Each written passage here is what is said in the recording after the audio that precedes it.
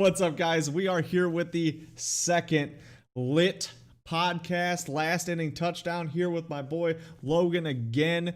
Week 2, Miami bottom feeder shirt finally came in, only about a month too late. I went ahead and bought this shirt though, despite the fact that the Marlins didn't do much in the playoffs, but I just had a fun season and I thought this was a good way to remember that. So I went ahead and made a purchase. So we're representing Miami here with this shirt. What do you think about them bottom feeders? I loved the shirt when they posted it on socials when he used to play for the Brewers. I'm blanking on his name. Logan Morrison?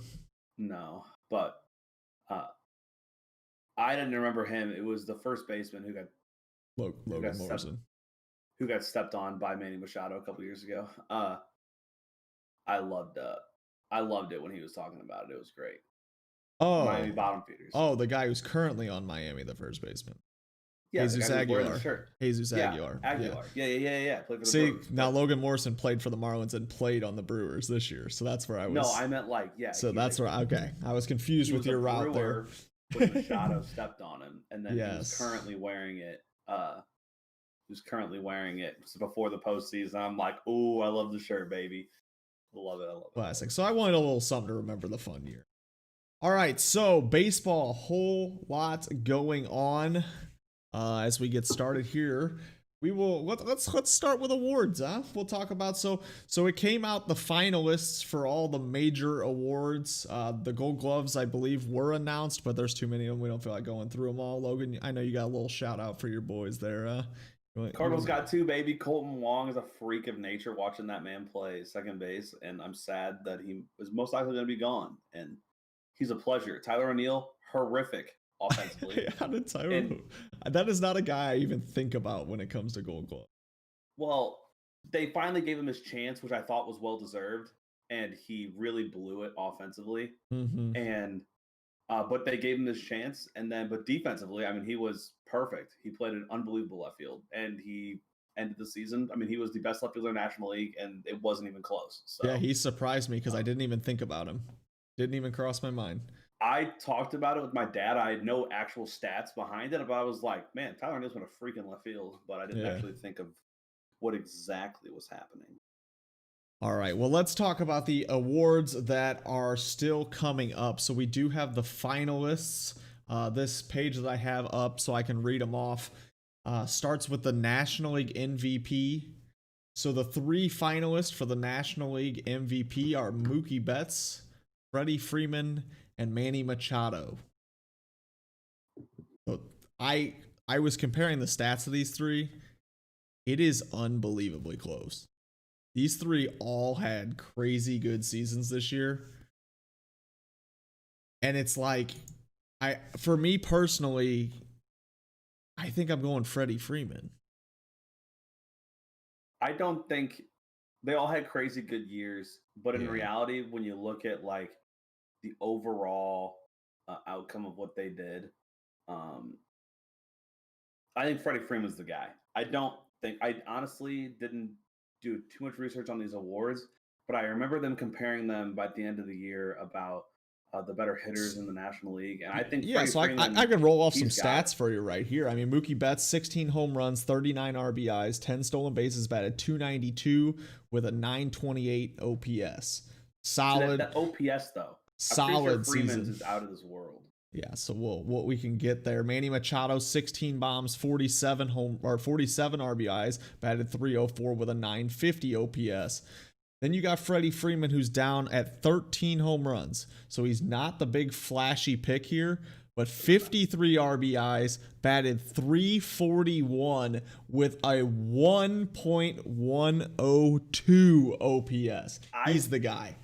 I think Freddie Freeman has got it locked. I'm also very happy that all 3 of these guys are defensive machines. Yes, all of them are very deserving for both sides of the ball. Yeah, these guys aren't, a DH or something. These 3 are freaks. They're not just like, oh, yeah, they're good defenders too. It's like, no, these guys are the best in the world at their positions as well. Like, I know Rizzo won the Gold Glove and stuff, and so did Arenado, but like, but Mookie actually won one. But these guys were right up there. They're always every year right up there. Yep, and they all got Absolutely. their name. All right, so I'm going Freeman personally. I also think Freeman. The only thing that might throw a little wrench in there is there always is that little bit of Mookie Betts is kind of that hot player to talk about right now that might throw a wrench into it, but I don't see. I think Freddie Freeman's numbers stand out enough to separate him. I agree. All right, AL MVP finalists: Jose Abreu, DJ LeMahieu, and Jose Ramirez. It's kind of fun to say in a row there. I agree. Abreu, this one actually, to me, all of them once again very, very good seasons. This one ain't close. Okay, I'm interested now because what are you thinking? I think Jose Abreu by far and away. All right, I also had Jose Abreu, so I was curious. I don't think it's close. Yeah, I mean, Luke Voit had 22 bombs, which is crazy in a 60-game season, but Jose Abreu's right behind him with 19. Jose Ramirez has 17.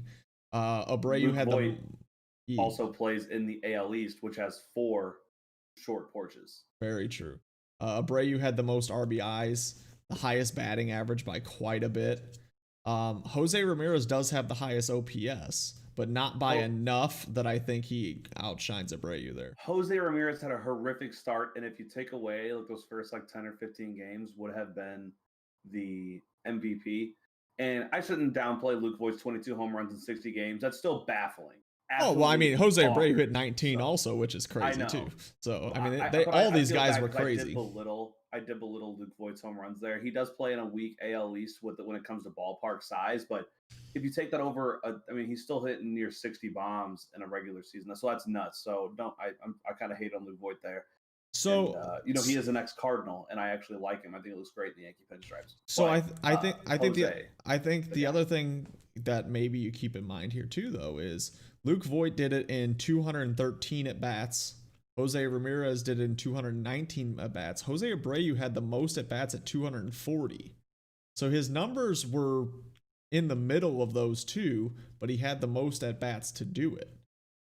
Yeah, so, I mean, maybe there's something to think about. Voigt only got to play 56 games, where Abreu played 60. Voigt's not even in it though.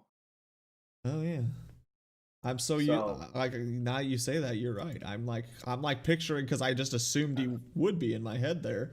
So yeah, DJ LeMahieu. Home runs. Well, that's what I sorted by, because I figured that'd be the easiest place to find what I was looking for. So what is LeMahieu's stats? I guess we should acknowledge him then, huh? Yeah, since I got at least it's the same team though, right? But that's all right. I think in both leagues, it's really not that close when you talk about. I mean, don't get me wrong, you really can't go wrong with all 3 players in the National League, but I still don't think it's that close. So yeah, DJ LeMahieu in 50 games, 10 home runs, 27 RBIs, but batted .364 with a 1.011 OPS. Yeah, I think I would want all 6 of these guys on my team, so I ain't busting them. I think in both leagues it ain't close. I think that it's pretty crazy, the stats more than anything, of what these guys were able to do in a shortened season. I agree. Am I lagging for you? No, you're good. You're good. Okay, you sound like an ultimate robot. The only other question I have to ask for you, though, do you take anything from Jose Abreu, because he's a first baseman DH type, where Ramirez and LeMahieu have to play other positions? Well, Abreu didn't really play that much DH this year, I don't think, because they had Edwin Encarnacion on their team. Right. So I believe he played a lot at first. DH. So, he still played defense. Yeah, Jose Ramirez, I believe, has a Gold Glove in the past. He didn't win it this year, I'm fairly certain. I'm pretty sure DJ LeMahieu also is a first baseman, second baseman, and DH style player. So but he doesn't really play that much DH because of Stanton, Judge, and all them guys. And he, I believe, also won a Gold Glove in the National League. Mm-hmm. But I just think Jose Abreu's got it. I don't think defense matters when it's this one-sided, in my opinion. When you look at these 3 guys' stats, Jose Abreu is in a league of his own. It didn't matter if he played defense or not. He's in a league of his own. Okay. All right. Like the National I had League, the in my same pick. opinion, I would had have. the same pick for you as MVP as you as well. I was just curious if what we thought about that whole first base versus other positions. All right. I think it's too overblown, like how dominant. Anyways, I mean, personally, this next one's not. This is by far the most not even close. Is the American League Cy Young? Shane Bieber, Kenta Maeda, or Hyunjin Ryu. I mean, Shane Bieber won the pitching triple crown, so it's kind of hard to not win Cy Young when you get that pitching triple crown. like when Miggy won the triple crown, who's gonna win the MVP? Yeah, when you've got the most wins, strikeouts, and ERA, it's kind of hard to argue you're gonna win Cy Young there. So I don't know if it even really takes much of a discussion with that. I do think it is a little interesting though that Kenta Maeda and Hyunjin Ryu are your other two guys because neither one of them are really overpowering pitchers. They get you in a different way. So I think it's interesting that they had this kind of season. Now, would they have done it over a full season? Never know. I mean, Ryu was really good last year, but then got hurt and was not good. Ryu's stats were still really good last year, and Maeda almost threw a no-hitter this year. I'm pretty sure he went pretty deep in a no-hitter. And yeah, do I think either of them could go the full season? I don't know if Ryu could have survived the AL East in a full season, but at the same time, they only played the AL East and the NL East, and both those divisions were pretty good. So, with true. offense anyway. But yeah, no question. Shane Bieber blew it out of the water, got blown up in the AL against the Yankees, I believe, but regular season award. So he absolutely dominated and deserved it. I'm impressed that Ryu is a Cy Young finalist in back-to-back seasons. Yeah, I think in both leagues because he doesn't throw hard either. That's the thing. 2019 Dodgers, and the Dodgers won the World Series anyway. Yeah, there's something to be said for that as well. I mean, the Dodgers. How good was the Dodgers pitching? The Dodgers were able to. The Dodgers had them and lost them, and still the World Series winning team. To be fair, they basically traded Ryu's contract and upgraded it with the Mookie Betts a little bit, but Maeda's why it's just crazy that you can lose two pitchers that are apparently of that caliber and then still walk to the World Series as unquestionably the best team in the National League and the world, and then still win the World Series. I mean, they were hands down the best team in baseball all year, and they proved it the whole time. And it was just and when you look at that, that's just baffling. That Ryu absolutely. And Maeda go do great things elsewhere as long as they were with them, and they still pulled it off. And they did in the American League, which a lot of people would say the American League as a pitcher is way harder. But this year, proven by the stats and the runs scored, when I looked it up recently on a long drive to Florida, National League got to DH 1 year, and the National League scored a lot of runs, baby. A lot of runs. And that's even with the NL Central having no idea how to swing baseball bats. That's true. So, I mean, some of the worst teams in baseball were National League teams. Exactly. Unlike last year, where the bottom 7 teams, 6 of them were in the American League. So, all right. I think... Okay, so National League Cy Young is next. Yeah. Our finalists, I'm when I read the names, I feel like it feels closer than when I look at the stats. So your finalists are Trevor Bauer, Yu Darvish, Jacob deGrom. And when I read those names, I'm like, wow, that's 3 pitchers that had tremendous seasons. Really good pitchers. Obviously, deGrom is always in the conversation for Cy Young. Yu Darvish pitched phenomenally this year. I mean, awesome to see that guy bounce back, even though it probably hurt a little bit him being a Cubby for you. But he was awesome this year. And then Trevor Bauer Trevor Bauer to me was just in a league of his own there. I mean, he had an ERA under 2. deGrom is the only one with more strikeouts than him, but it was only by 4. I don't know. And deGrom or Bauer pitched 2 complete games this year in a year that was kind of unheard of. A lot of teams went to bullpens really early this year. I think one of those, to be fair, was a 7-inning. I think you're right as well. I think that's right. But Waino had 2 complete games, and they were both 7 innings. That's true. But I mean, the other 2 don't have any. So I mean, I don't know. I don't think it's really that close. I think Trevor Bauer is right there with them in the strikeouts. So then if you go to ERA and WHIP, he's better than both of them by a good margin. Trevor Bauer had a tremendous season and now is a free agent. So that's going to be very, very interesting. Yeah, I think he's going to sign a 1-year deal. But Trevor Bauer is I mean, I'm biased. I love Trevor Bauer. Jason knows I love Trevor Bauer, but I think he was the best pitcher. I think it's going to be closer than what Jason's thinking. I think you, Darvish, and Trevor Bauer are going to go head to head here. DeGrom just won back-to-back Cy Youngs, but he faced the AL and NL East, which had a little more firepower in the bats, while Darvish and Bauer both pitched in the NL Central, which the NL Central has weak bats, but the AL Central and the Twins and White Sox can score as much as anybody. So, but they probably only had to face them once. While so, if you look at that, like I think it's actually pretty close because DeGrom played way better bats, and Bauer and Darvish dominated a weak NL Central. So That is an interesting way to think about that. I really didn't consider.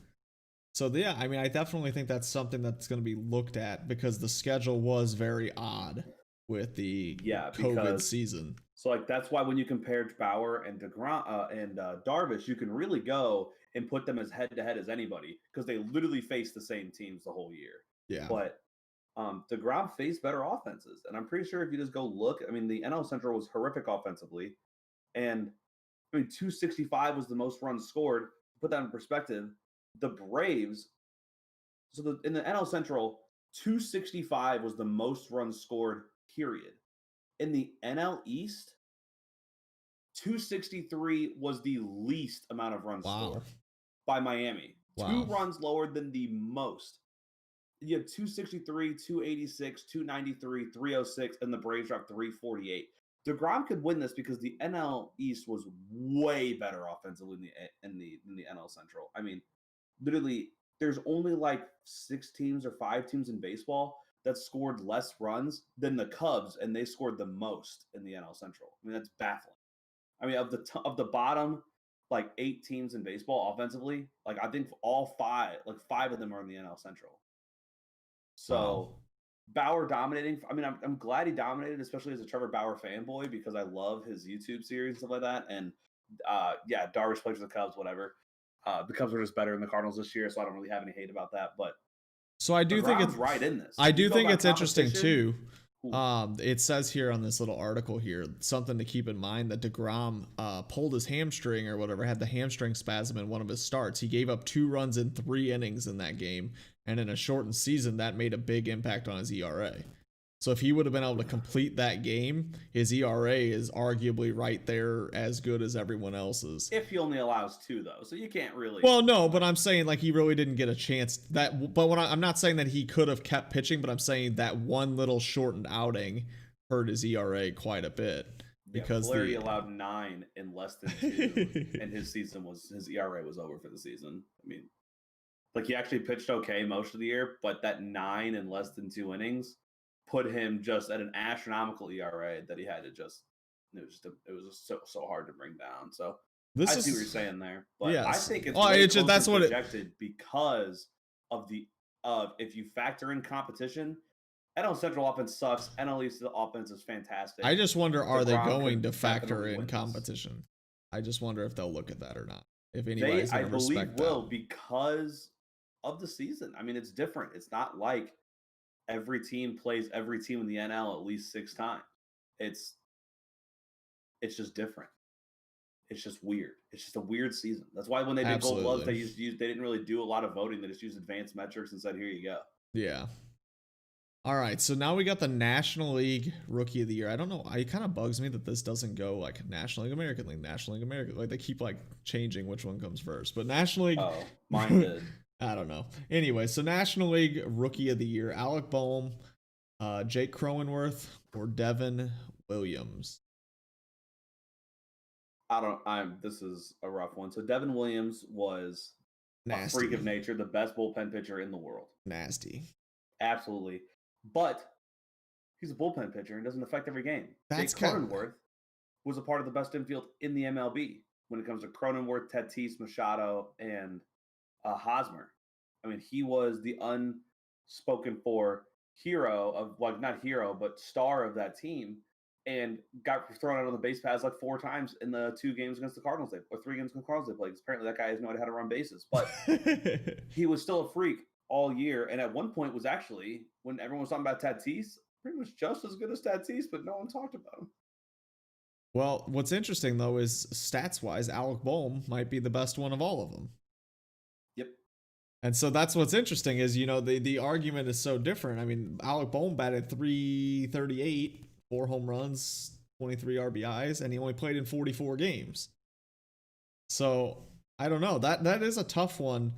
I kind of do eliminate Devin Williams. I think what he did is phenomenal, but I think I don't see him having a chance as just a bullpen guy.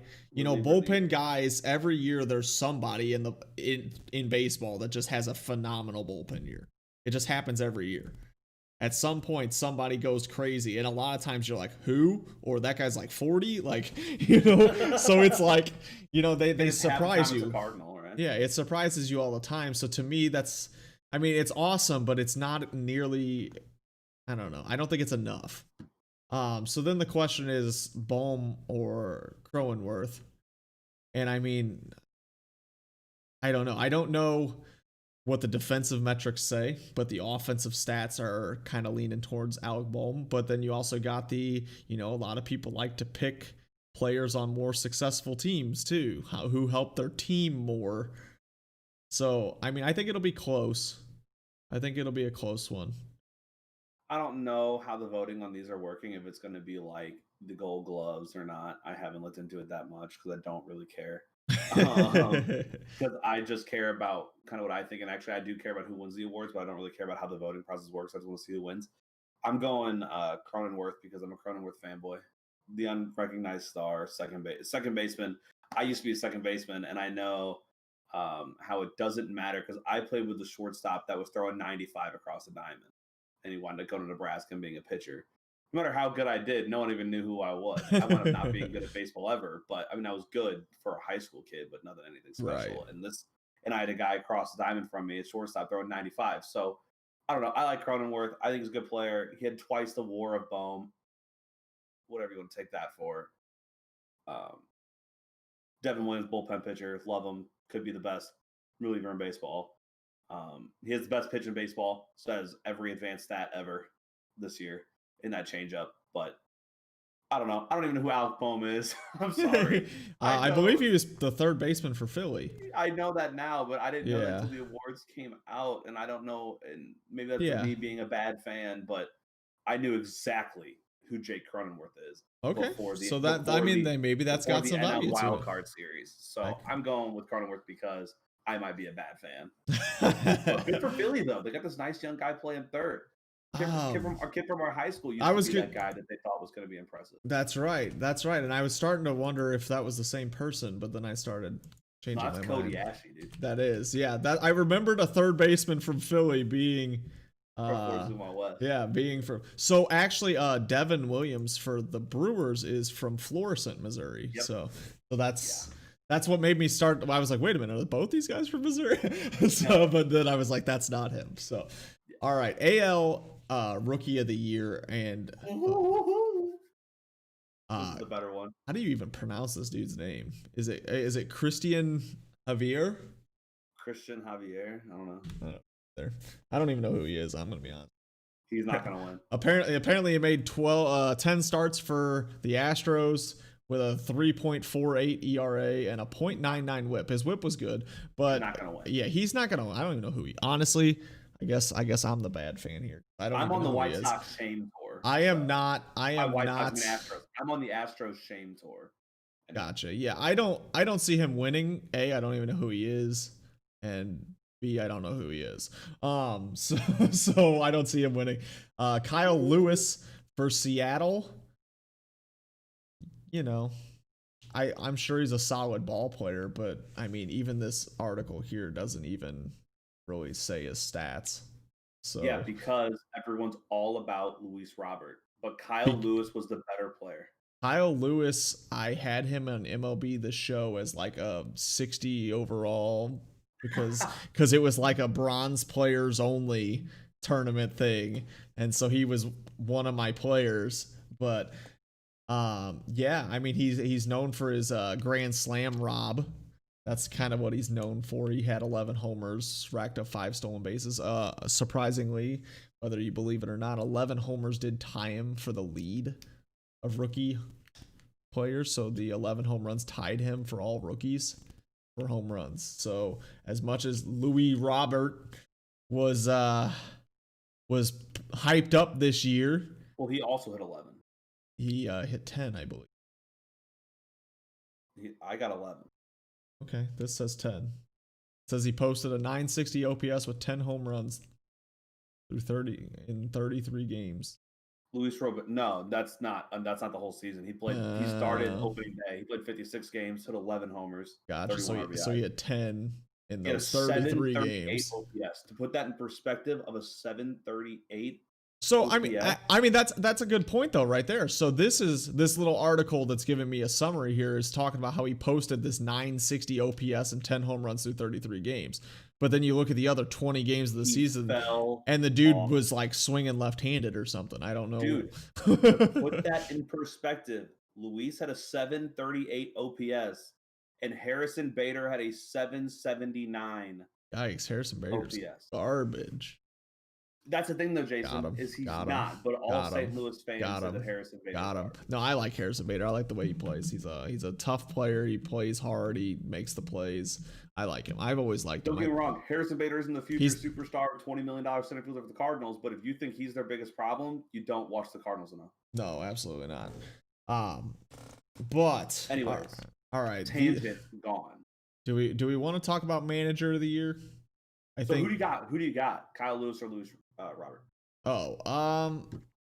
Well, you've convinced me that Kyle Lewis is the better pick here. I like Kyle Lewis. I think that once again, though, I think when I read these three names, Luis Robert stood out to me way more than the other two. Hit a ball almost 500 feet this year in a playoff game. And I think that's going to be the tough part. Is his name is flashier, so he might win because he's the flashier pick. Here's the other issue. He could have been a Cardinal. Kyle Lewis is he won a Gold Glove, so he's the best center fielder. So that defense is going to help. Kyle Lewis is not that good of a center fielder. He did have that really sexy grand slam rob, like you mentioned earlier. But overall, as a center fielder, he's a negative WAR center fielder. Luis Robert won the Gold Glove in center field in his rookie season, and he's the better name. Yeah, because nobody cares about the center. Lewis. Nobody cares about the guy in Seattle. 100%. White Sox blew it up, and then they blew it. The only good thing that happened in Seattle was Grey's Anatomy, apparently. Yeah, Grey's Anatomy was in Seattle. Yeah, Manager of the year, we can talk about it pretty quickly. I got an opinion on this. All right, Kevin Cash, Charlie Montoya, and Rick Renteria. Rick, I lost my job, Renteria, but now I'm the finalist for Manager of the Year. I believe it's the second time he's done this. I believe he did it in Chicago for the Cubs, and he got fired as well for Joe Madden. That might be a broken stat, but he also did something similar to It's fine. Don't fact check anything we say. Everything is just 100% facts here. Just believe it. We're not. I don't really know how this stat works. I mean, Charlie Montoya is a surprise team. The Blue Jays were not supposed to be good at all. And then the White Sox were kind of the year away team who all of a sudden showed up. And then Kevin Cash rolled with the Rays, a once again broke-ass baseball team competing with the powerhouse Yankees and Red Sox, and dropped 40 games, went to the World Series. Postseason doesn't matter. But they won the AL East too. Exactly. So I don't know. I don't know. That is really tough. I don't know which way they're gonna go. Part of me thinks that they'll say Renteria, honestly, because the White Sox made the playoffs when they weren't really supposed to. But then, the Rays being dominant, that's kind of hard to argue with. So I don't know. That's tough. That's a really tough one there, honestly. It could be worse than it could go a lot of places. Yeah, I don't know. That's a really tough one. On it, I'm going to go with Mr. Cash. Yeah, if I'm putting my money, I'm putting my cash money in cash. Yeah. Fun fact for you.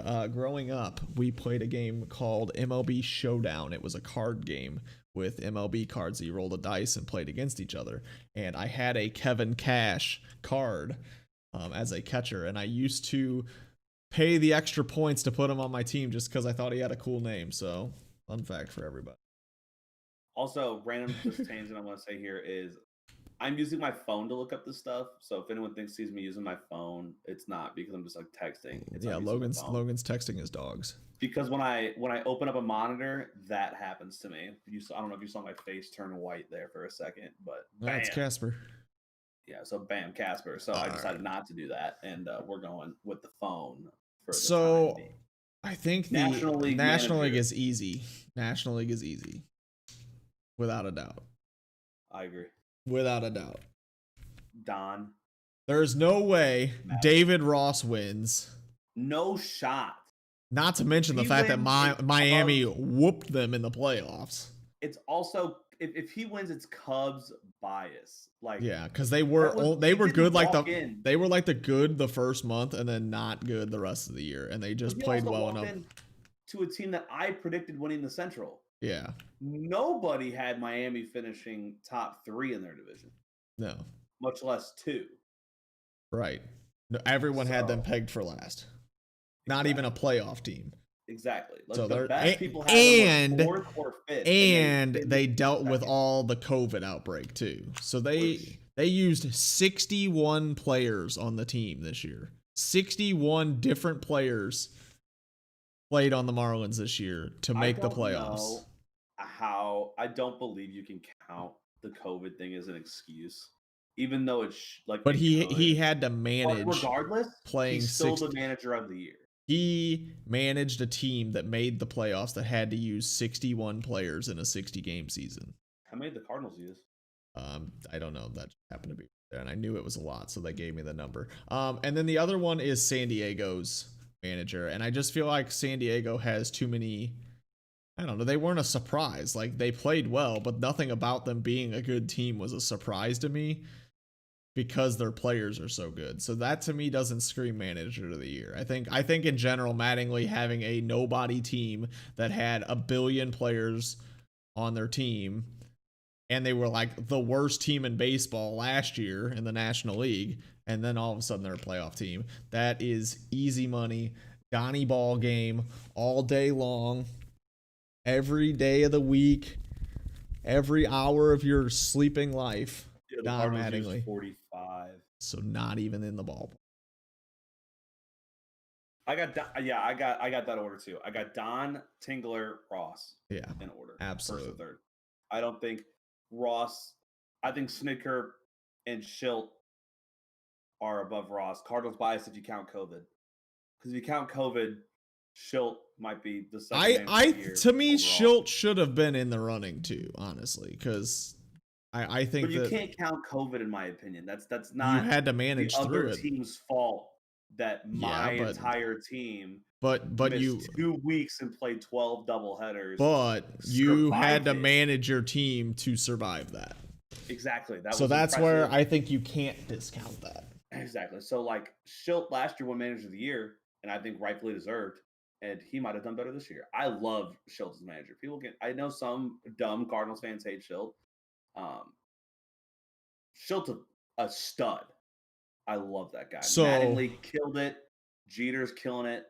Miami's doing the right thing. So talking about Schilt and managers, Tony La Russa, the White Sox coach next year. Tony is back at it. What do you think? What do you think? As the Cardinal fan, how do you feel about Tony back in baseball and not a Cardinals coach? I have a friend of mine at work who I talk a lot of sports with, is a White Sox fan, diehard White Sox fan, and he is pissed. And I've heard that there's a lot of people in Chicago that are not buying in on this. I was at first, and then I joined him on the pissed bandwagon if I'm a White Sox fan, and here's why. The White Sox tend to be a young team. Tony La Russa doesn't like young guys. He didn't even want to start Pujols after Pujols was like doing the greatest things ever in spring training before the 2001 season, when he turned out to be the best player in baseball for the next 10 years. He just wanted to skip over that. He did not like starting young guys. His team's very young. He made some very interesting comments about the Black Lives Matters movement. His whole team is Hispanic or Black. Like, they are a very, very Hispanic or Black team. And he made some very questionable comments about that. And That has nothing to do with baseball. That's just what I mean. That's what your team's They're dealing with, and people. They're who they're still looking people. to. They're Exactly. not So, robots. and I actually am impressed that Tony La Russa, as a very old man, has embraced some of the new style of baseball, such as when they were talking about changing the game and adding a guy at second base in later innings. Normally, older guys are like, "No, don't mess with anything," and he was like, "Yeah, dude. When the 12th inning starts, no one's watching anyway." He's like, now, do I think they should do it starting in the 10th? No. He's like, but give me the 12th inning. No one's watching. Three-quarters of the fans have kicked out of there because who knows why? Because it's 11:30 on a work night. I actually respected that a 70-plus-year-old man said, yeah, you can change the game in that way. But his comments are a little weird. I just don't know how his team's going to embrace a 75-year-old man as how young they are, and it's just a weird. So a little devil's advocate here, though. Your aspect about young players, he knows that going in. Does that change his mindset on those young players? I can't imagine he's going to go in and say, "Oh, I don't like young players" when he signed up to coach. Yeah, he showed up knowing he had young players. He's not. I don't see that necessarily being an issue. I do think that. He butts heads, though. Yeah, I could see that for sure. Scott Rowland hated. I think the interesting part about Tony coming back is the fact that when Tony La Russa was the coach for the Cardinals, he was one of the last coaches that really made kind of front office decisions for his team. Like, the Cardinals didn't do anything without running it by Tony La Russa. Like, Tony La Russa was very much involved. Like, if he said, "I want this player," the front office went after that player.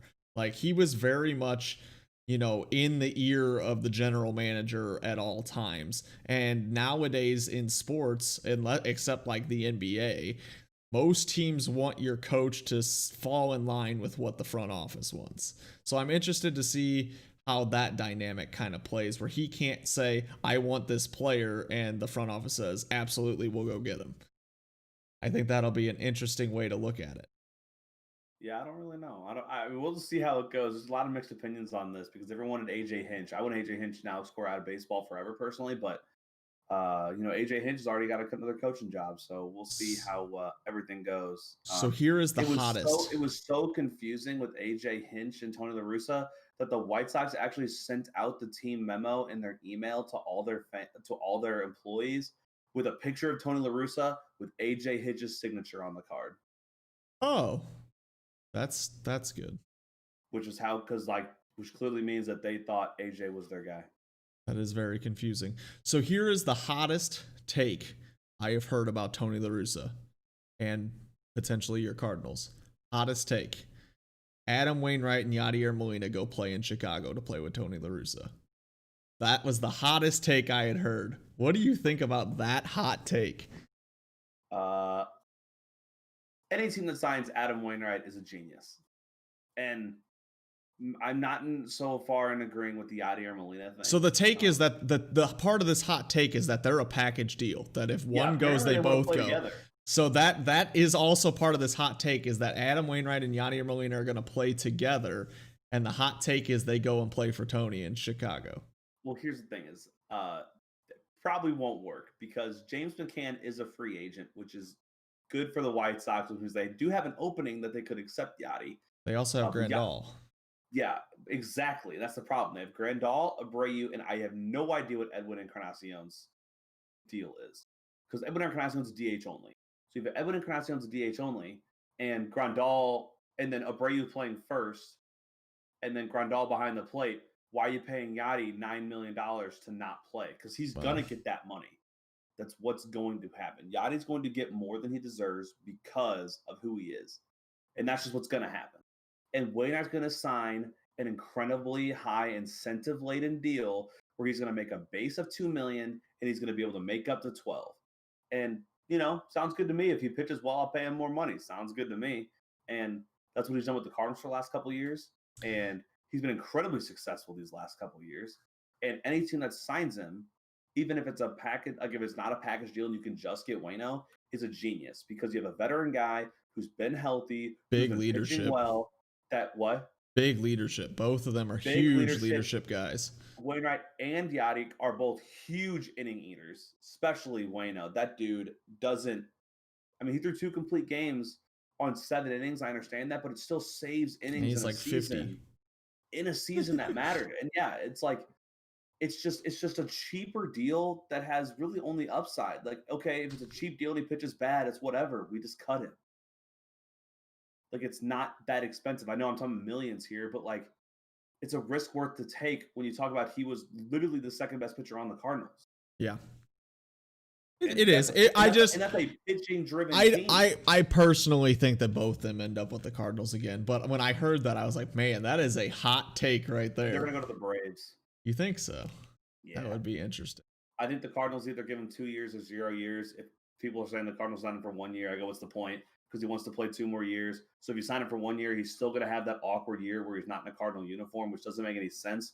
You either sign him for 2 years and hold back Knizner for the point of him being an 18-year Cardinal, which is a beautiful thing to see a player be with a team for their entire career.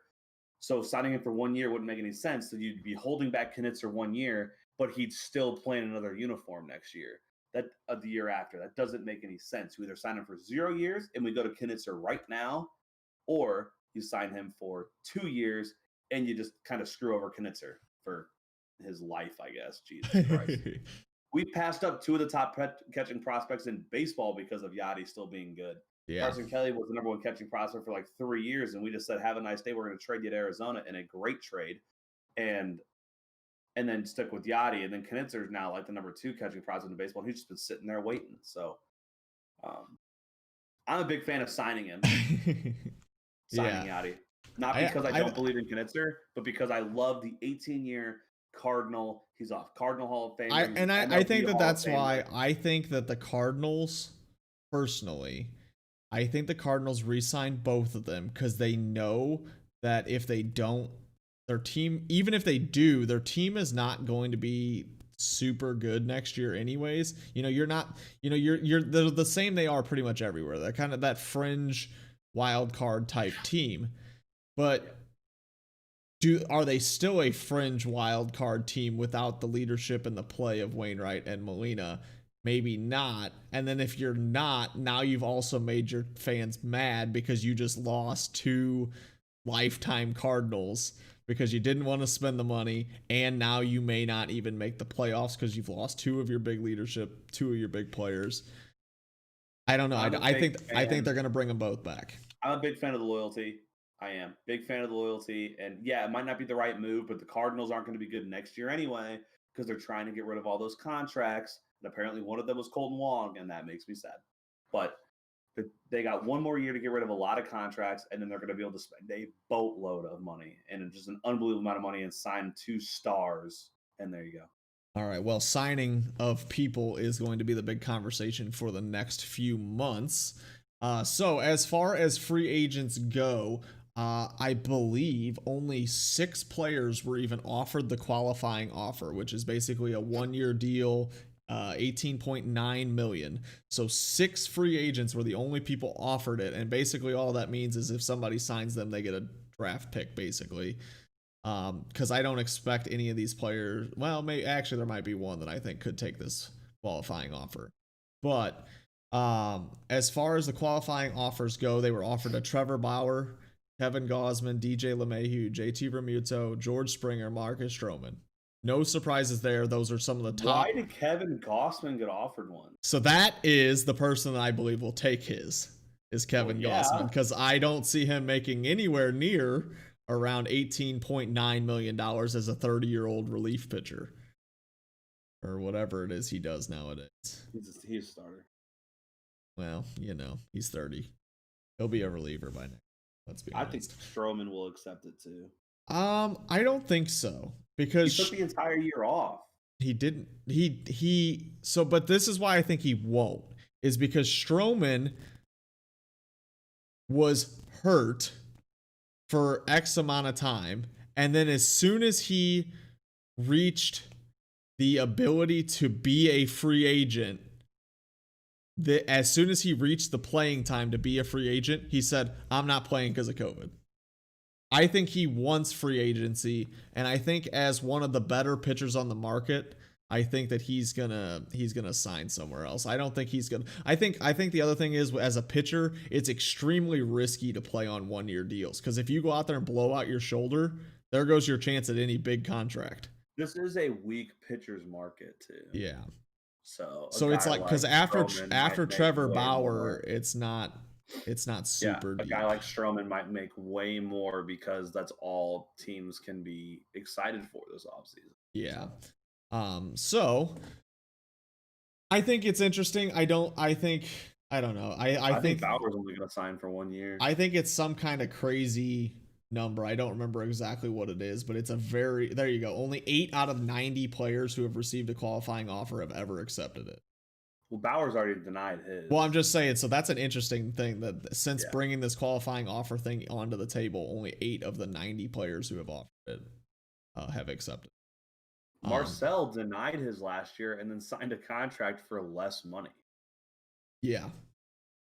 I don't think that's what he had planned, but I don't think it was less money. I think it was like 500,000 more or something. I don't know. Yeah, it wasn't a big difference. It seemed kind of good for him though. He denied it and then accepted a 1-year offer, and then is going to finish and then like played top his brains 10 in the out. MVP. Yeah. So okay, so there are a lot of free agents, and so it would take a tremendous amount of time to go through it. I don't even know, what are we at time wise? We have been going for, wait, what? Have we really been talking about baseball for 46 minutes? Yes, we have. Holy cow. So maybe we should save free agency for another day, because that is a long baseball conversation. Maybe this is just a really solid baseball podcast this week. We'll kind of, I guess we can kind of go through the other stuff kind of quicker then, since we spent so much time on baseball. So we did NFL stuff. So last week with the NFL, we picked teams that we thought were going to win. Logan, you got 8 of them correct. You got 8 games correct. I got 11. I got 11, and I believe there was only like 13 or 14 games, something like that. So that's a pretty good. I noticed when I was looking at the things, I'm like, man, Jason is slaughtering. So I definitely. You went 11-4. I think I went. I think it was 14 games, so I think I went 11-3. I think I counted that earlier in the week, but I don't remember. 1, 2, 3, 4, 5, 6, 7, 8, 9, 10, 11, 12, 13, 14. 11-3. But I mean, you went, 8-6. That's still winning. Hey, that's still winning odds there. That's still winning odds. All right, so NFL stuff. So I saw this tweet. Hold on. What were you wrong on? What was I wrong on? I don't know. A couple that you got right. I was wrong on Miami. Yep. You were wrong on the Chargers. I was wrong on the Chargers. Barely.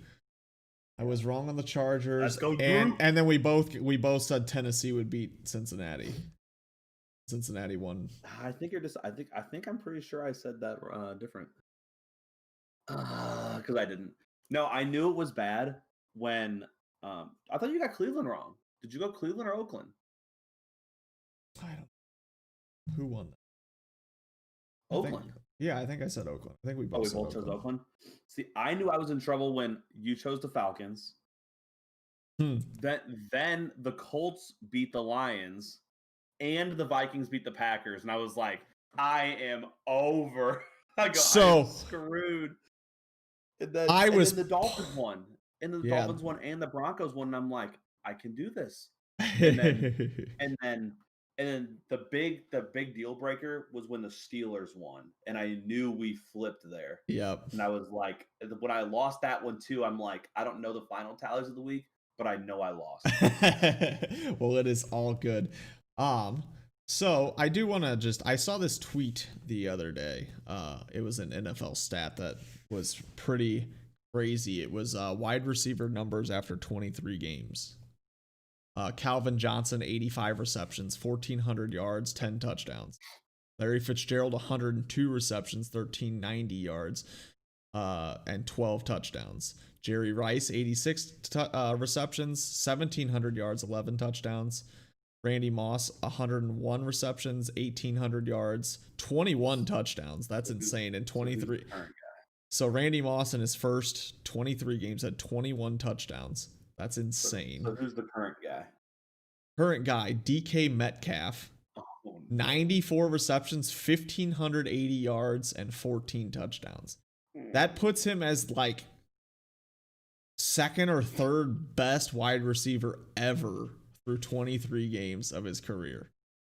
What do you know how many wide receivers were picked before him?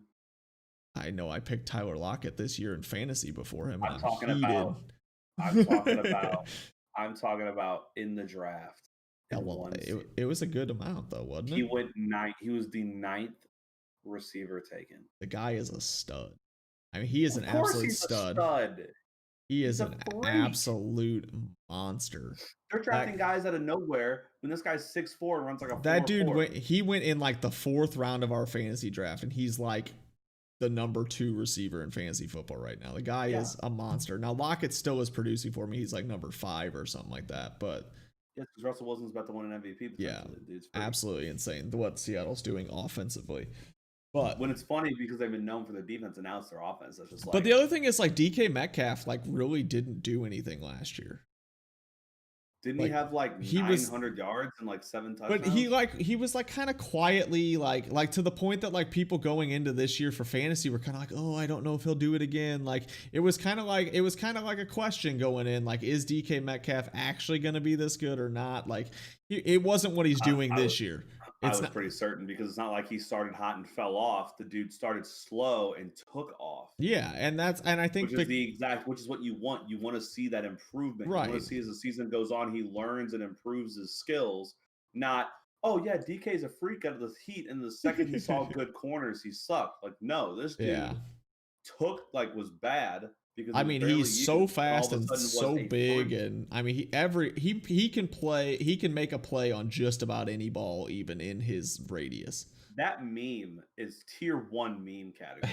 Tier 1 memes. Everything. Tier 1 memes. You can see the tierest of oneist memes of that on our Twitter at Last Inning TD Pod on Twitter. There you go. I was trying to remember what it said. It is Last Inning TD Pod over at Twitter. So there is the memeiest of memes. Which one was that one? It's the I believe that jacket belongs to Mr. Gilmore. Yes. That is the best. That's my favorite one. All right. So, since we did take so long with baseball, it looks like we will quickly go through our picks this week for football. So, I'm starting at the Thursday night game, Packers at 49ers. To me, this is an easy pick. Packers, absolutely. I think Green Bay is killing it offensively, and the 49ers are trending in the absolute wrong direction, and their entire team is hurt. So, or just got COVID. I think it's related on national television a couple of weeks ago, so they're still.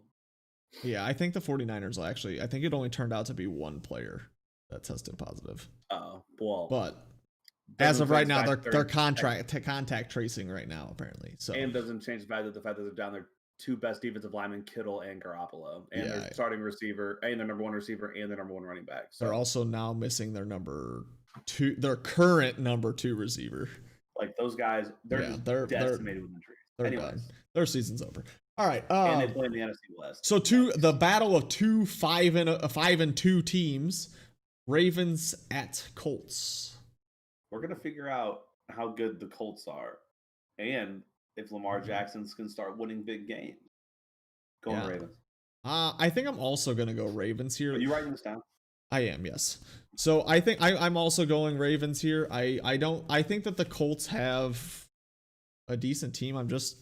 Think that they're not. I honestly don't see them at the same level as the Ravens, though. Dude, even though they're the same record since losing opening week to the Jaguars. I mean, they're nothing to deal with. Like, they're nothing to scoff at. I know. I don't know. Something about them though. Just they don't. To me, they don't seem like they deserve 5-2. I don't know. I mean, we'll see because I believe they have the toughest schedule in the NFL the next All for right. the rest of the year. Well, here's going to be a nice and interesting game here. It seems like 2020 football always gives us a good matchup here with the Giants at Washington Football Club. I'm a big fan of the Washington. The Washington Potatoes, as I've heard on fantasy radio, they call them the Washington Potatoes. I'm going Washington. This one's tough to me, actually. I like Washington. I like Terry McLaurin. I like Terry McLaurin, and I like Antonio Gibson. They're both studs. I like Terry McLaurin's his speech after their last game when they won in the locker room. I liked it a lot. Didn't see it. I'll have to look that one up. He's like, he just starts it off with, he's like, I know I'm not a captain. I'm just a young guy in this locker room, but he gets the kind of the team pumped up. And it was nice to see right before their bye week. So you got to remember they had a full week to prep for this, and the Giants played on Monday. Yeah. Well, there is something to be said for that. But the Giants defense is actually not as bad as you'd think with how bad their team is. And Washington's offense, despite Gibson and McLaurin, is still just not that good. And so then the question is, can the Giants offense just not make as many mistakes as Washington in this game? So for the sake of keeping it interesting, I'm going to go Giants.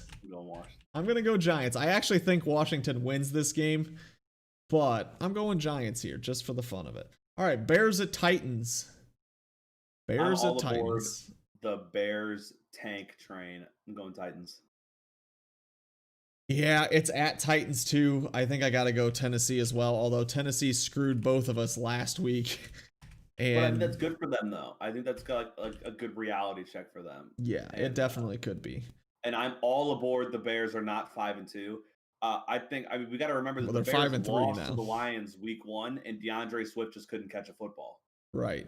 So this is actually a 4-4 football team. Because legitimately the only reason they won the football game is because DeAndre Swift dropped a touchdown pass as time expired to lose. It was baffling. Rough.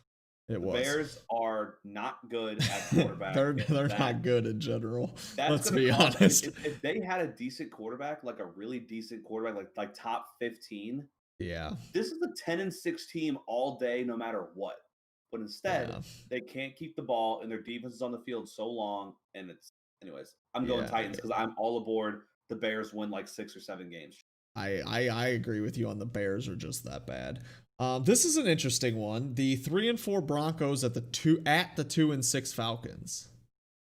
I'm all aboard. I'm just gonna keep jumping on trains here. The Bronco train. They got me a win last week. Are all of your trains heading the same direction? Because are you like hopping back when they're crossing paths? Are you hopping from one to the other? Yeah. So Bears are going down, and then as the Bears are going down, I'm jumping on the Broncos. Broncos did me right last week. I'm going Broncos. Falcons did you right last week, though. They did, but they're still the Falcons, and that's what's always concerning. Is the Falcons are still the Falcons, and the Falcons should be better than they are. They've blown. I mean, literally, if they could play defense in the fourth quarter, they're like a playoff team. Yeah, they're like 4-4. But let's be honest, you do it so many times, it becomes fact that your team just isn't that good. Maybe. I don't know. I'm really torn here. They actually say Atlanta's favored in this game as well. I think I'm going to say Broncos too, though, because the way Drew Lock played at the end of that game against LA, it looked like something clicked there for him. And so if he can continue to click like that, I think this is an easy win for them. If he clicks like he did at the end of that game throughout Atlanta, I don't see Atlanta. They've also won 3 of 4. Denver. Gotcha. All right. So Panthers at Chiefs. I don't really see this as even, unless you think upset city here. No. I think the Panthers don't have the defense or the offense to hang with Kansas City. And I don't see that at all. All right. Best matchup of the week: the 1-6 Texans versus the 1-6 Jaguars. Oof. I mean, typically when it comes down to really bad teams versus really bad teams, my first thought is who's got the better quarterback, which makes me go with Houston and Deshaun Watson. I say Houston wins this game. I also believe Minshew is not playing for the Jaguars this week. Why? I think he's hurt. So if he, I think I got Watson and expected to be inactive. Yeah, Jaguars rookie Jake Luton. Yeah, I'm definitely going Texas here. Where's Jake Luton out of college-wise? That's going to make my decision. Yeah, I think Deshaun Watson has a big game here with Brandon Oregon Cooks. State. I'm going Houston. Yeah, I think Oregon State quarterback I know of was a guy the St. Louis Rams drafted, and Sean Mannion, and they drafted him in the 3rd round. I don't think he literally ever played. Yeah, so I think Deshaun Watson takes over this game, and that's how they win this one. This is an interesting game because this actually is a matchup between both of two of our picks for teams that are going to improve in the second half of the season. The Lions at Vikings. So I made the hot take call that the Vikings were going to improve the second part of the season, and they would beat Green Bay, and that is what we saw. Now they did not. The defense of the Vikings did not show up like I projected, but the Vikings still pulled it out. The Lions were going to improve and beat the Colts, and they lost by 20. So clearly, we were both right. Jesus Christ, we're both on the same page here. Clearly, we're both right. So do we have to pick our turn it around picks here? I'm going Lions. I'm going Vikings. So we're gonna stick with what we said. The issue that I have is Stafford's on the COVID list. But I'm sticking with my pick because I ain't no bitch. Hey, and I'm a Marlins fan, so you know I stick with every team I pick. So, so I'm sticking with it here. Here is probably. I have no faith. If Stafford doesn't play, I have no faith they win. But I'm going Lions. There you go. Here is going to be a what I believe is a very exciting game. The Seahawks at Bills. Seahawks defense is going to suck, and Jake Allen will have a field day, but the Seahawks offense is absolutely insane. And the Bills, he's the goalie for the, who did he get traded to now? Josh Allen. The Montreal Canadiens. There you go. Who cares? He's the backup wherever he goes. Anyways, so Josh Allen is going to have a field day against this Seahawks defense, but the Seahawks offense is so good and the Bills defense is not what it was last year. This is going to be a very interesting game, I think. I think it's going to be a fun game to watch. Or it's going to be a snooze fest. I don't think either one has the defense to be a snooze fest. Well, this is Bills Seahawks, dude. I mean, unless it's freaking snowing. I don't know. I think this is going to be. What's the forecast? I don't know. I I believe the odds at this game, the over under at Vegas is like 54.5 for the total score for this game. I think Seahawks. I think the Seahawks are just the more complete team offensively than the Bills if we're comparing offense to offense. I think the Seahawks have a ton of weapons. And I just think that the Bills, as good as they are, their offense is not clicking at the same level that Seattle is.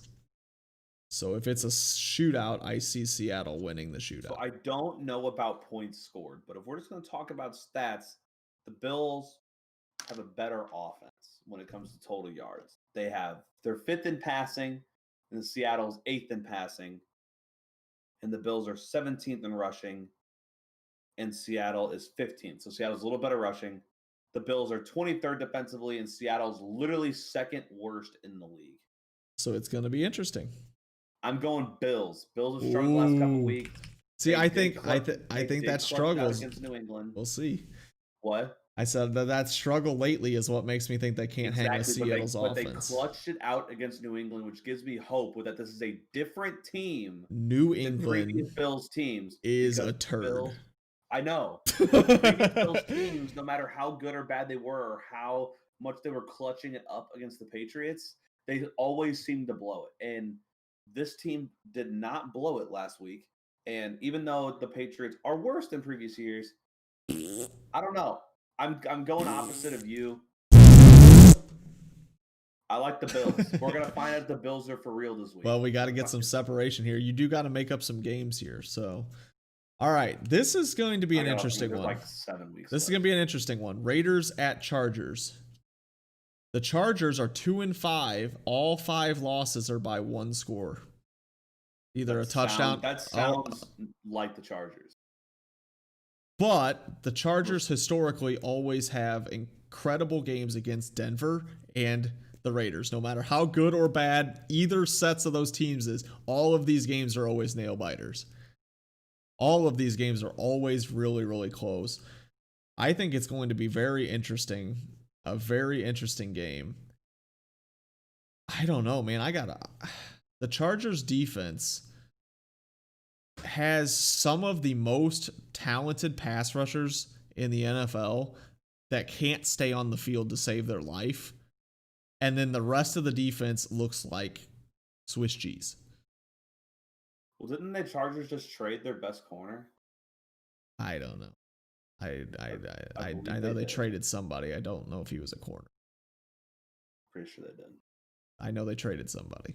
So, but their defense was garbage even with him. So what's the difference? So I don't know. I think when you're 2-5 and 5 of those games are lost by a touchdown or less, I think that maybe just becomes who you are, and I think maybe the Raiders win this game. I'm gonna go Raiders here. I'm going Oakland. Oh, both going Oakland here. Well, it's Vegas to be fair, but oh yeah. Well, so you're picking nobody.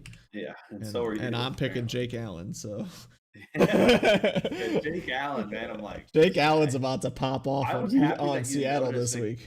Incredibly quickly, what you mistake when you go Jake Allen? Yeah, he's a goalie. I was like, what did I just say? Yeah, that was funny. All right, so do you think Tua can beat Kyler Murray this week? I got the Cardinals. I got lucky, dude. I got lucky that they literally turned the ball over like 3 times. Tua was not. He threw under 100 yards. I'm pretty sure. He was not a factor in that game. It was 100%. The defense dominated, and I think Tua will actually play better and lose. I could see that. I also go Arizona here. I think that they're just my teams on they just got better weapons in this manner here. I'm a big Brian Flores fan, so I think the Dolphins are going to be better, but I got Arizona winning this game because Arizona needs to win this game. This next game, probably the most challenging decision on the schedule. It's not. Pittsburgh at Dallas. And by challenging, I mean, if you own anybody fantasy on Pittsburgh, you are extremely scared of this game because Pittsburgh likes to jump out in a lead and only use one of their players. And so you're hoping that they use your player because for whatever reason, they score a bunch of points, but only one guy on the team scores any fantasy points. So I don't think we either of us. Yeah, it's obviously Pittsburgh. Dallas is dog shit. We learned that they were the Dak show, and that was it. Yeah, absolutely. All right, so Saints at Buccaneers. This is a good one. Tom Brady gets his revenge of opening week when everyone overreacted and said he was trash. Brady wins. Is Michael Thomas playing this week? Don't care. Michael Thomas is a 5-yard slant runner. Oh, you're following into that, huh? You like? No, I'm joking. I actually really like Michael Thomas. He's a freak of nature. But, so what Logan is referring to there, Devontae Parker tweeted at Michael Thomas saying something about that must be a pretty bad ankle injury because you can't go out there and run a dozen 5-yard slants and call yourself the best wide receiver in football. I was let you know, a guy who only runs a dozen 5-yard slants gets 125 yards every game. I'm taking that. I don't care. So I'm trying to see if those 5-yard slants are turning into 125 yards and a touchdown. So you know what? Here's the thing. Michael Thomas hasn't played since like week 1. So even if he plays, is he going to be a factor? I'm not 100% sure. You know, he may not be 100% healthy if he comes back. So I'm going to go Saints here. I'm just going the Brady revenge game because everyone overreacted and they were Brady threw a pick 6 and he threw another pick. Oh my God, he's terrible. It's like I'm going to be honest with you. There really isn't any rationale at why I think New Orleans is going to win, but there's something that's just telling me New Orleans is going to win. My gut says I don't know why. I think Bucks are going to lose as well. All right. Patriots at Jets. Patriots offense looks terrible, and it's the Jets. The Jets are the worst organization maybe in North American sports. I think no matter how bad the Patriots play this year, they are still not the Jets. I agree. I want to choose them so bad, but New York teams do like to upset the Patriots. The Jets have been known for knocking off the Patriots randomly. And the Jets and the Bills in the history are the only teams that can be absolutely terrible and play the Patriots well. The Bills don't beat the Patriots. The Dolphins beat the Patriots. The Dolphins do beat them. Dolphins it's always somebody. It is always the really, really trash teams though that seem to pull one over on the Patriots. Do you remember last year the Dolphins literally changed the entire outcome potentially of the season by one play when they ran that like trick play that wound up being a touchdown as time expired, which then moved the Patriots from the 2 seed in a bye to the 3 seed and losing to the Titans. That could have changed the entire landscape, or not, but who knows? But no matter how, I do agree with you that somehow there's a bad AFC East team that beats Bill Belichick, but it ain't the Jets. It seems like, but that's always the good Patriots. So maybe the bad Patriots don't lose to bad teams. I don't know. I can't pick anybody. Bill Belichick I can't. For his job, dude. He may be fired. I can't pick the Jets. I just can't do it. No. So interesting enough, though, as you mentioned, Bill Belichick might be fired from his job. Obviously, you're just saying that, but it is very interesting. The old NFL debate of Belichick or Brady. Well, Belichick's 2-5 and Brady's 6-2. Very, very interesting. Now, granted, I don't care who you are. Cam Newton is a terrible quarterback. I've been saying that forever, dude. I have never liked Cam. The biggest thing that should have told everyone that Cam Newton is a terrible quarterback is truthful. So I'm going to be honest with you. Most of my NFL knowledge comes from solely playing fantasy football. There has never been a Panthers wide receiver that was ever worth having when Cam Newton was quarterback. As soon as he got hurt, all of a sudden, these guys started showing up as, I can be a fantasy wide receiver. Yeah, Kyle Allen, dude. What the heck? And it's like, I've got nobody playing quarterback for me, but he's still better than Cam Newton. Weirdly enough, I heard a long time ago that there were actually reports that said that part of Cam Newton's problem has something to do with the way he throws the ball. It actually is really hard to catch as a wide receiver. I don't know if that's true, but I remember hearing that. I heard something about the way that it spins because he throws it so hard that it's hard to catch the ball. So I don't know if that's true or not, but I heard it and it's here on the podcast, so now it's true. It's fact, right in a book. Have you ever seen him throw a football? It's never where it tends to go. That's why it's so hard to catch, because it's 20 yards past it. A yard might as well be freaking 10 yards. Yes. All right. So we have our picks for this week. Is there any player in particular, just real quick, is there any player in the NFL you think is going to blow up this week? Nuke Hopkins. Why? Arizona needs to win to solidify their dominance at 6-2. The Dolphins just beat a team they shouldn't have beaten with how bad they played, and I haven't heard a lot of DeAndre Hopkins recently. I know he's still a freak of nature, but he is. I believe he's the headlines. I think he's still the number one receiver in fantasy football. He is, but I just haven't heard the headlines. I'm going to see 150-2 in a headline. I think this week. I have absolutely no stats whatsoever. This is not researched at all. Same. So we don't. I mean, we are not. Don't go spending your money on daily fantasy and picking up our player. I mean, DeAndre Hopkins. I mean, it's kind of a given. Let's be honest, player can't go wrong there. But I think this is the week Lamar Jackson starts turning his season around and starts putting up some points. He's been quiet. Everyone knew that they weren't going to be as explosive as last year. Obviously, they knew there was a drop off, but I think starting this week, he's going to start being last year Lamar Jackson. I think we're going to start hearing about it a lot more, a lot better numbers. He said he's going to throw the ball to Marquise Brown more. Same. I'm also going to throw the ball to Marquise Brown. So that is my player for this week. I think Lamar Jackson is going to have a big week, and people are going to stop second guess why they picked him in the first round, even though I still second guess it. Got another question for you. I have no answers. Keeping it in the family. Lamar. Who's going to have Janet a better Jackson. Week? Who's going to have Michael a better Jackson. Week? Hollywood Brown? Steven Jackson. Or Antonio Brown? Because they're cousins, I believe. I don't, who's Hollywood Brown even play for? Marquise Brown. He's Baltimore receiver. I think Marquise Brown. He's their number one.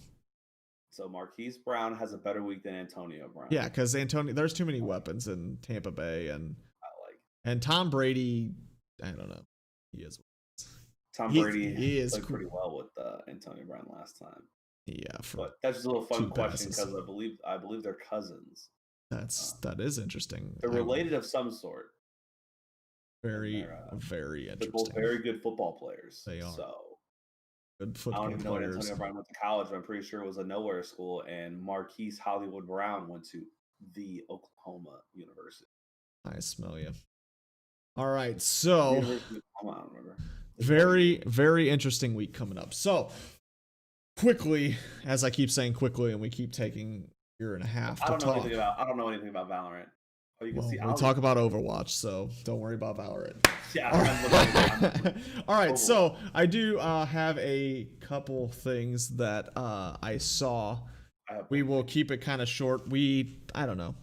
We are not very educated on Overwatch League. Maybe we need to find some more information to do this. So I did see something on Instagram. I'm not built for an Overwatch League off season. Sure, tell you that. I'm built more for the season. Okay, so anyways, I saw a report the other day on Instagram about the Paris Eternal, who we know have lost several players. Most of them all went to the Dallas Fuel. And it was a report that Paris Eternal are working on a tight budget and are refusing to pay their players anything more than the minimum salary. Wow, that's a bold statement there, and I wonder if they're going to lose a guy like Exy, who's really, really solid, because they won't pay him more than the minimum. And then I wonder how long it's going to be before Dallas signs Exy, because I want Exy because Exy's name. So you're going to take Paris. Yeah, basically. I think then they need to force the sell of the team. That is what there's some comments that said that. They said, do you think that the team could possibly disband? And personally, I think the Overwatch League should tell them they have to. Yeah, if you're just I think they have to force them to sell the team. The MLB, and by disband, that's what they mean, is kind of sell it to someone else, because the MLB warned some of their owners for not spending enough money. Overwatch can do the same thing. They're a professional league, obviously not as big as them, but like, you can't just buy in a league and then say, nah, dude. Right. That's kind of what I think too. I think that especially when your league is only a couple years old, it doesn't rub me the right way that you're like straight up saying we're not going to pay our players already. That's kind of sketchy. So a little roster update news, not a huge deal. Mano went to Philadelphia. He was released from New York, I believe. Yes. Also, I heard this report, but I don't know that I ever saw it go official. So I heard that the Gladiators were signing Moth. Yeah, that's the rumor. That's the big rumor. Did you hear about the other rumor about Moth? I did not. There was a rumor that went about Moth that Moth had signed with the Dallas Fuel.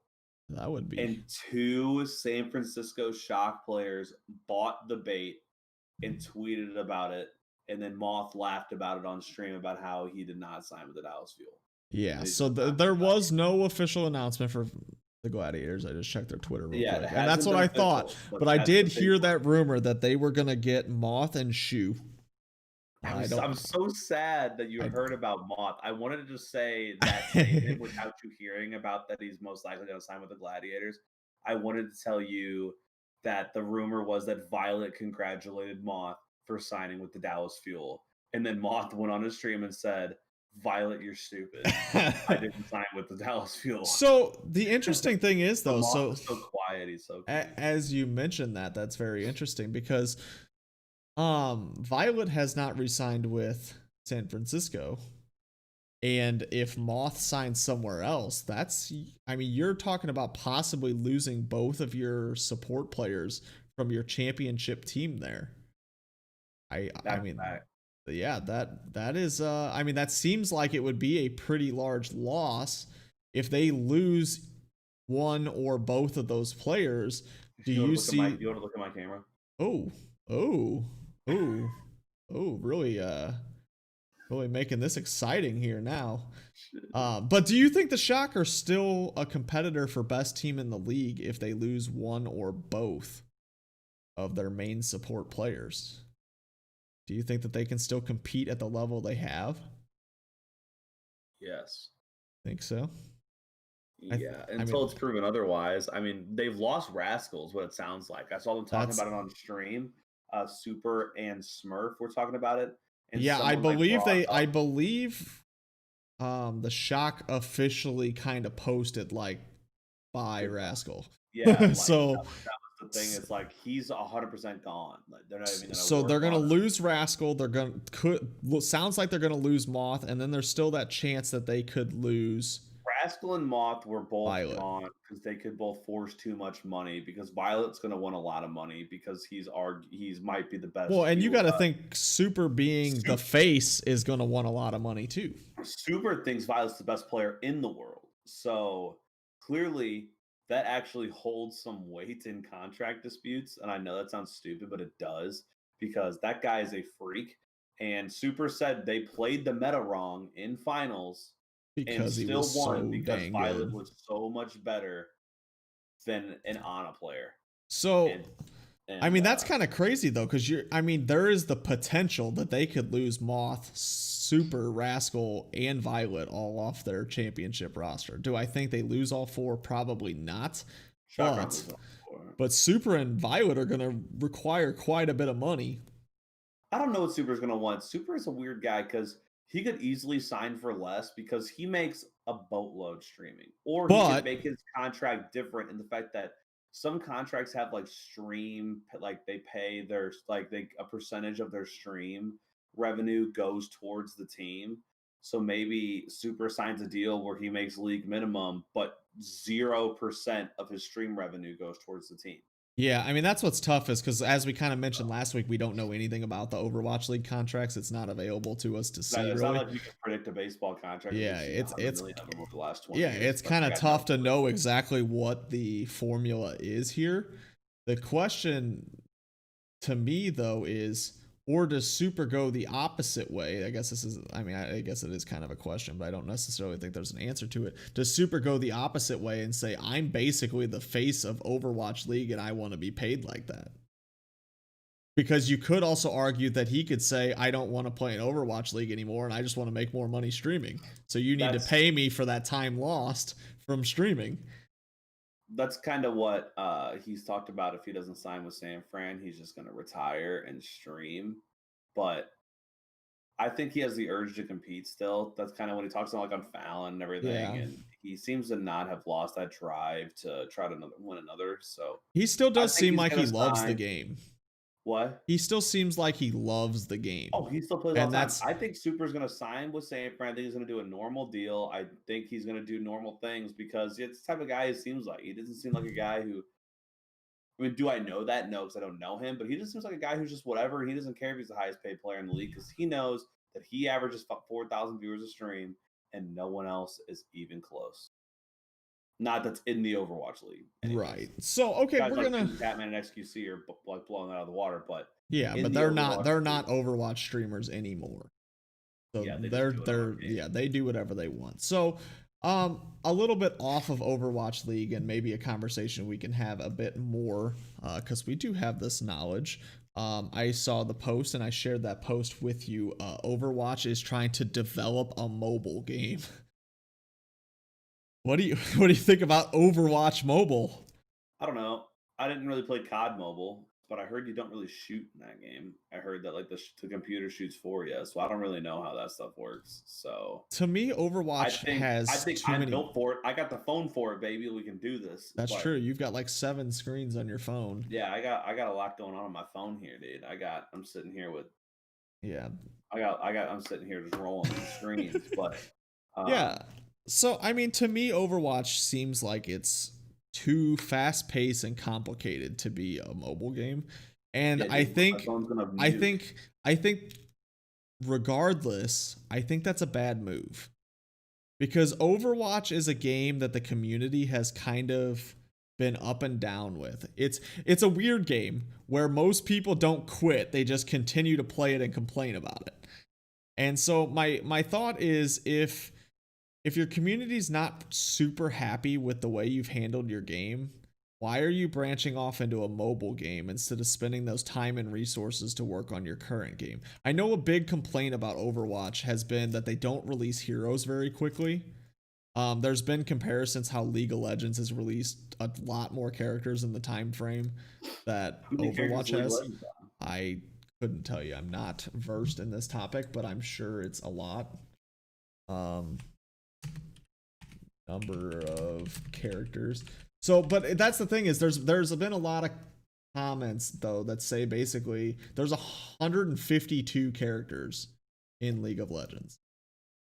So there's Okay. been a lot of people that kind of complain that Overwatch has not even come close to keeping up with that. Like it's like you want to keep your game fresh, so making new characters can do that for you, but they're releasing like one or two a year. Two is like a good year.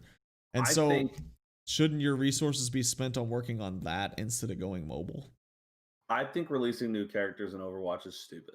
And the reason why is because they're always incredibly busted and their kits are nuts. So Sigma released, he was one of the best players in the game. Echo released one of the best players in the game. Anna released, she was absolutely insane. A lot of these characters release and they're absolutely broken beyond belief.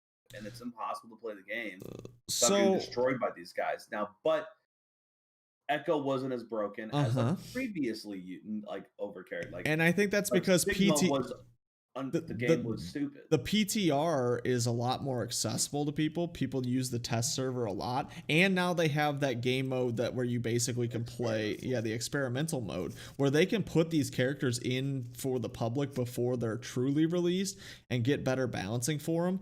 And the other thing is too, though, like personally, I feel like I would rather deal with a broken character for a week than not get cool new characters frequently. I'm not saying I don't play any of these I'm not saying I want like 10 a year, but like one every 3 or 4 months would be cool. Thing with me is I'm just whatever. I've got enough characters I want to play right now anyway. I'm terrible at the game. Me and Jason, if you want to talk about the average player, are both terrible at the game. Wow. And um and there's a lot of things we work on with all Disrespected. these other characters. And me personally, Jason's an Overwatch main. I'm an Overwatch I'm main. I play everybody. I'm like trying to learn some of the tougher characters to play. And I know some people might think that's stupid, but I just don't. As in like Genji and Doomfist and guys that are, high pick potential type players, um, that seem to be a little more difficult for different people and doesn't really fit my play style, but I'm trying to learn it. And it's going to take a long time for me to learn, especially with how often and on and off I play games and the variety of games I play. So I understand for like maybe someone that makes Overwatch their only game that it'd be stale, but for me, I'm nowhere even close to saying there's too few characters because I've barely used half the characters in the freaking game. I feel like that I have like less than 4 or 5 hours on, and I'm I'm very pleased with the game. I'm very happy with the game. I think everything's been going pretty well. I think the patches have been good, and they've been changing metas pretty frequently. What do you think? Unlike when they did goats and just made it the greatest thing ever for a year plus. So they did. Do you know anything about the most recent patch? McCree 225 and his reload speed. You're never going to notice a health difference because you don't feel that that often, but you can feel reload speeds. May now reloads in her ice block. Yeah, May can reload in their ice block, and then Widow has 25 less health, which once again you won't really notice because health differences are hard to notice. I think the big thing for me with the changes isn't so much that I care that they make the changes. It's just it kind of makes me sad because like when I feel like the game's in a really good place and then they're like, "Oh, here's a new patch." And I'm kind of like, "What if you break it again?" You know, what if I have to play May every game? What if I have to, you know, what if a Bastion is on the other team every time? You know, what if, God forbid, Symmetra's meta? You know, those kind of players that, like, to me, like, I'm not a big fan of playing against people that can get kills in ways that they don't need a lot of skill, or they're May, and it's just so frustrating to be stuck and not be able to do anything about it. What I've been saying, it's not skill. It's so frustrating when you're a DPS or a healer and you get frozen, you die.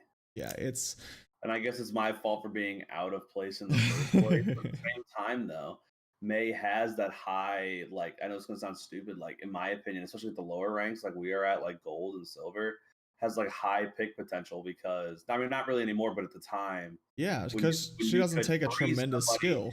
Insta headshot them, ice block, and wall your way out of there, and all of a sudden you're alive still. It was like being like a Genji and dashing in, killing somebody and dashing right out. Like it was so you could just do it so sneakily, and it was stupid and just like I don't know. Like I said, that was lower ranks, but clearly it wasn't just lower ranks because it made it all the way to the Overwatch League. So something that I am interested in. It's not really broken. May's not really used.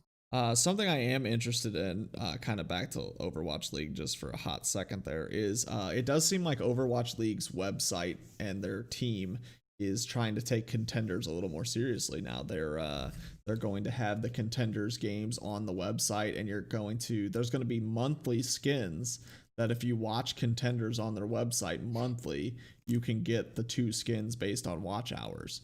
So I think that's kind of cool that they're trying to, you know, kind of that tier 2 Overwatch, try and get people to kind of watch it. I know that most of that is going to be people just pulling tabs to get the skins. But I mean, if you do start to get some people to watch it because of it, then it sounds like it's successful to me. But contenders has no age limit, right? Contenders can be anything. So that's kind of where all the players come from. Yeah, like that's what like when Super and who else got called up the same day? What's his name? Went to Valorant. Sinatra, yes. Of age. Or this year when Sparkle just so happened to become of age during a Genji meta, which was really fun to watch a 9 seed just slaughter everybody. Yep. So they I do know that they officially announced that at BlizzCon 21 there will be news on Overwatch 2. A lot of people are expecting a beta either at that time or very close by it. I know they'll have a virtual ticket that costs like $50-$60. You'll get a couple skins and a couple things for all of Blizzard's games. That means it's no longer interesting to Logan, but I like to spend money on games for some weird reason, and so I'll buy it. But I mean, I'll buy Overwatch 2. No, I'm talking about the little pass that gets you basically 2 skins in Overwatch. For like $50. Yeah, no, you bought like MVP skins. I know, I'm heated. I don't have the Zenyatta one. It pisses me off. I know. I'm just not like I buy stuff like in-game content, but like some stuff is weird. Jason's all about all the in-game. The big thing for me with Overwatch, that guy buys a game, a $60 game, and plays it for 20 minutes and spends $25 on DLC. Sometimes good for him though. It can be. For me, it also depends on the game. Like if I really like the game or the company, to me, I'm much more likely to support them by buying their in-game stuff. So to me, I mean, Overwatch has been out for 4 years or whatever now. And I haven't been forced to buy anything since I bought it 4 years ago. And even with Overwatch 2 coming out, you're not forced to buy Overwatch 2. You can continue to play Overwatch 1. All of your skins are going to carry over. Overwatch 2 is basically just a PvE type mode that you're paying for.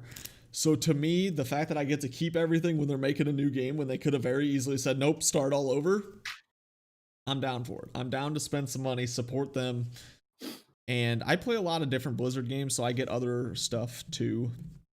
So it is. I don't, but I mean, I'm down to support people. I mean, I got Rocket League for free, and I spent a good amount of money on Rocket League. Right. I spent a good amount of money on CS:GO, even though I bought that game like 8 years ago. I've played a good amount of Pokemon Go is another game that I've spent a good amount of money on because it's free, but it's just fun to do the in-game content. So it's not like I'm all against it. No, I wouldn't say I'm against it at all. It's just. Yeah, I definitely agree. I just don't instantly do it. Jason's the guy that got to buy a game and then do it pretty quickly. I'm the type of guy that buys the game and the only way I buy a game and do it quickly is if I really feel like it's a game that I'm going to continue to play for a long period of time. Very rarely do I buy a game and then buy in-game stuff and then not play it anymore. Did you buy Farm Together and then buy $15 worth of DLC for Farm Together? No, I got it as a pack altogether. It was like the game was like $8. Yeah, it was like $8-10 extra, and I just got all the DLC, which actually kind of was lame because a lot of the DLC stuff was whatever. That has nothing to do with this. We can talk about that later. But it was a lot of stuff that wasn't like normal farming stuff, and so that was weird. Anyways, but so I think that Overwatch is heading in a fun direction, though. I think with Overwatch 2 announcement and stuff like that, I'm very interested to see what Overwatch 2 brings to the table. I'm assuming Overwatch 2 probably won't really be your cup of tea, that PvE stuff, but it might be. It depends on how they deliver it, I guess. You know, it depends on how it plays. I pretty much guarantee I'm gonna buy it. Yeah, I don't personally. If it, I from what I've heard, it kind of makes me think of a looter shooter kind of setup, which means I don't know how much you would play that side of it, but Overwatch has provided us with a lot of entertainment over the years, so they have got 200 hours. I got 200 hours in that game. They have earned my next purchase for sure. I have over 200 hours in that game on PC, and I believe I'm like level 80 on PS4. So it's not like I didn't put any time into my PS4 version. Right, and we've been playing since beta. You know, we played the beta into Overwatch to immediately trust and buy the second one without a hesitation. Right. But I am very excited for that. I'm excited to continue to follow Overwatch League and get more information on that.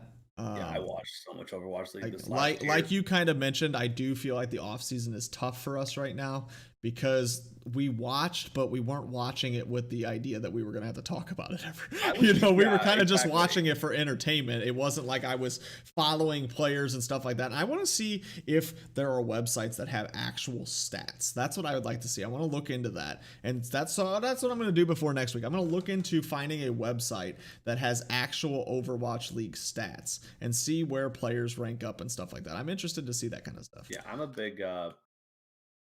I'm big into watching OW, and I was really big into learning the game a little more.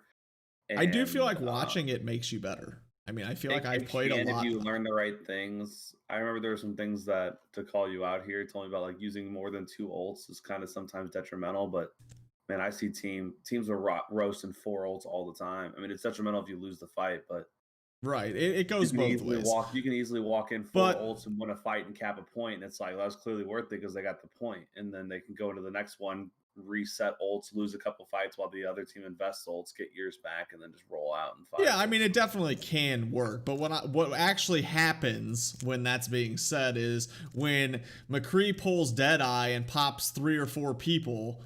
That should be a very easy win, but then Soldier pops his ult too and kills the other 2 while your Zenyatta heals everybody with his ult at the same time, and it's well, that's different. That's just but that's the kind of stupid. If you get a 3-piece and you're in a 6-on-3, you should stop ults. But that's what I kind of mean by using more than 2 ults when I make that kind of comment, is that it's when you use them unnecessarily.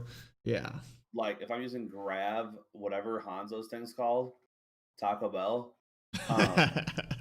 I have no idea what that guy says. And Yakiro Taco Bell, and then he exactly. shoots the dragon. That's pretty much all you should use because you're gonna kill at least 2, right? Right. And the other one's gonna be damaged. So right. Just run that show.